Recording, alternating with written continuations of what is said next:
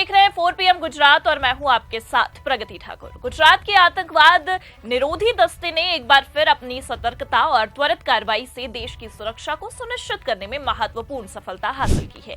इस बार एटीएस ने भारत पाकिस्तान सीमा पर स्थित कच्छ जिले से एक संदिग्ध जासूस को गिरफ्तार किया, जिस पर भारतीय सशस्त्र बलों, विशेष रूप से सीमा सुरक्षा बल और भारतीय वायुसेना की संवेदनशील जानकारी पाकिस्तान के साथ साझा करने का गंभीर आरोप है। मीडिया के अनुसार गिरफ्तार व्यक्ति का नाम सहदेव सिंह गोहिल है, जो कच्छ के लखपत तालुका का निवासी है और एक अनुबंधित स्वास्थ्य कार्यकर्ता के रूप में कार्यरत था। ये गिरफ्तारी भारत और पाकिस्तान के बीच हाल के तनावपूर्ण संबंधों और अप्रैल 2025 में पहलगाम आतंकी हमले के बाद चल रही राष्ट्रीय स्तर की जासूसी रोधी कार्रवाइयों के संदर्भ में विशेष रूप से महत्वपूर्ण है। सहदेव सिंह गोहिल कच्छ जिले के माताना मध्य प्राथमिक स्वास्थ्य केंद्र में एक बहुउद्देशीय स्वास्थ्य कार्यकर्ता के रूप में कार्यरत था। वो लखपत तालुका के दयापर गांव का निवासी है, जो भारत पाकिस्तान की संवेदनशील सीमा के निकट स्थित है। एटीएस के अनुसार गोहिल ने जून-जुलाई 2023 से एक पाकिस्तानी खुफिया एजेंट जो अदिति भारद्वाज के नाम से सक्रिय थी, एक साथ संपर्क में स्थापित किया गया था। यह संपर्क व्हाट्सएप के माध्यम से शुरू हुआ था, जहां गोहिल को पहले दोस्ती के जाल में फंसाया गया और फिर धीरे धीरे संवेदनशील सैन्य जानकारी साझा करने के लिए प्रेरित भी किया गया। एटीएस के पुलिस अधीक्षक सिद्धार्थ कोरुकोंडा ने प्रेस कॉन्फ्रेंस में बताया है कि गोहिल को इस बात की पूरी जानकारी थी कि वो एक पाकिस्तानी जासूस के साथ संवाद कर रहा है।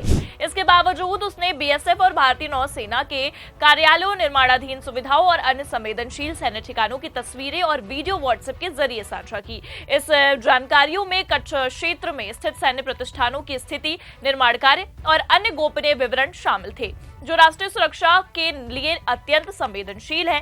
एटीएस की जांच में सामने आया कि गोहिल ने जनवरी 2025 में अपने आधार कार्ड का उपयोग करके एक नया सिम कार्ड भी खरीदा और उसका WhatsApp activation code Aditi Bhardwaj के साथ साझा किया, जिससे वो पाकिस्तान से उस भारतीय नंबर पर व्हाट्सएप का संचालन कर सकी। फॉरेंसिक विश्लेषण से पुष्टि हुई है कि अदिति भारद्वाज के नाम से उपयोग किए जा रहे व्हाट्सएप नंबर पाकिस्तान से संचालित हो रहे थे। ये तकनीकी सबूत एटीएस के लिए इस मामले में निर्णायक साबित हुआ।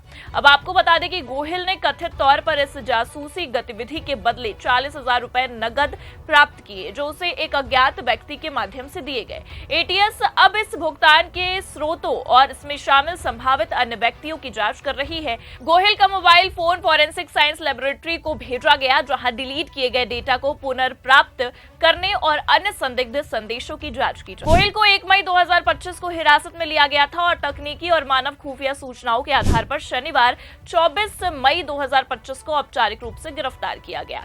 एटीएस ने गोहिल और अदिति भारद्वाज के खिलाफ भारतीय न्याय संहिता की धारा 61, आपराधिक साजिश और धारा 148 सरकार के खिलाफ युद्ध छेड़ने या इसमें सहायता करने के तहत प्राथमिकी दर्ज की।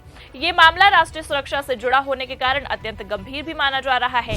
अब आपको बता दें कि गोहिल को अहमदाबाद लाया गया है, जहां एटीएस की एक विशेष टीम उससे गहन पूछताछ कर रही है। पूछताछ का उद्देश्य ये पता लगाना है कि गोहिल ने और किन किन जानकारियों को साझा किया, क्या वो किसी बड़े जासूसी नेटवर्क का हिस्सा था और क्या अन्य लोग भी इस गतिविधि में शामिल हैं।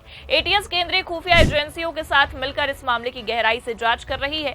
वहीं ये गिरफ्तारी ऐसे समय में हुई है जब भारत और पाकिस्तान के बीच तनाव अपनी चरम पर है।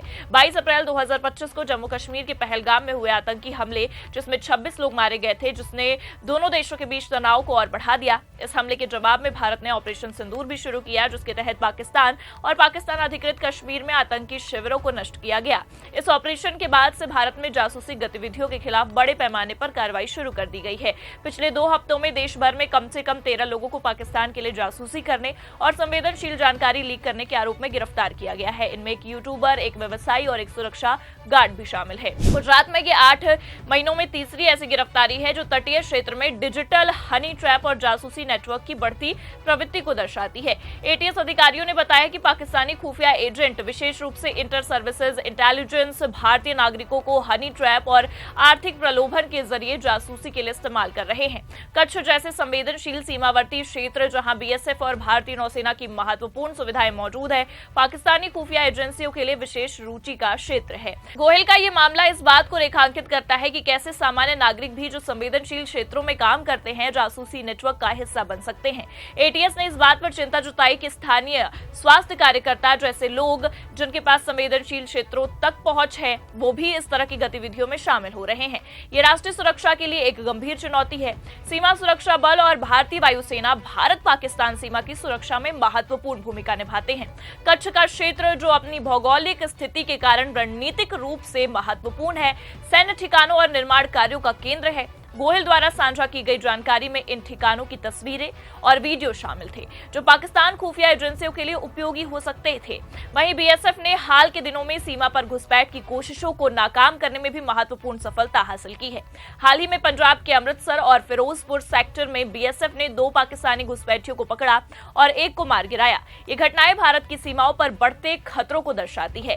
अब आपको बता दें कि एटीएस अब इस मामले में गहरी जांच कर रही है ताकि ये पता चल सके कि क्या गोहिल किसी बड़े जासूसी नेटवर्क का हिस्सा था और क्या अन्य लोग भी इस गतिविधि में शामिल हैं। केंद्रीय खुफिया एजेंसियों के साथ समन्वय में एटीएस इस नेटवर्क के अन्य संभावित सदस्यों की पहचान करने की कोशिश कर रही है। गुजरात के गृह मंत्री हर्ष सांघवी ने एटीएस की इस कार्रवाई को सराहना की है और कहा है कि आतंकवाद और जासूसी के खिलाफ राज्य की मजबूत लड़ाई का हिस्सा है। वही ये मामला न केवल राष्ट्रीय सुरक्षा के लिए एक चेतावनी है बल्कि ये भी दर्शाता है कि डिजिटल युग में जासूसी के तरीके कितने परिष्कृत हो गए हैं। सोशल मीडिया और मैसेजिंग एप्स जैसे व्हाट्सएप का उपयोग करके विदेशी एजेंसियां आसानी से भारतीय नागरिकों को अपने जाल में फंसा रही हैं। इस तरह की घटनाओं से निपटने के लिए खुफिया एजेंसियों को और अधिक सतर्कता और तकनीकी संसाधनों की आवश्यकता है। अब आपको बता दें कि सहदेव सिंह गोहिल की गिरफ्तारी ने एक बार फिर यह साबित किया कि भारत की सुरक्षा एजेंसियां देश की रक्षा के लिए हर संभव प्रयास कर रही हैं। वहीं ये घटना सरकार और नागरिकों दोनों के लिए एक जागरूकता का संदेश भी है। राष्ट्रीय सुरक्षा के प्रति सतर्कता और जिम्मेदारी सभी की साझा जिम्मेदारी है। फिलहाल के लिए इस खबर में इतना ही। ऐसी ही तमाम बड़ी खबरों के लिए आप देखते रहिए 4 PM गुजरात। नमस्कार।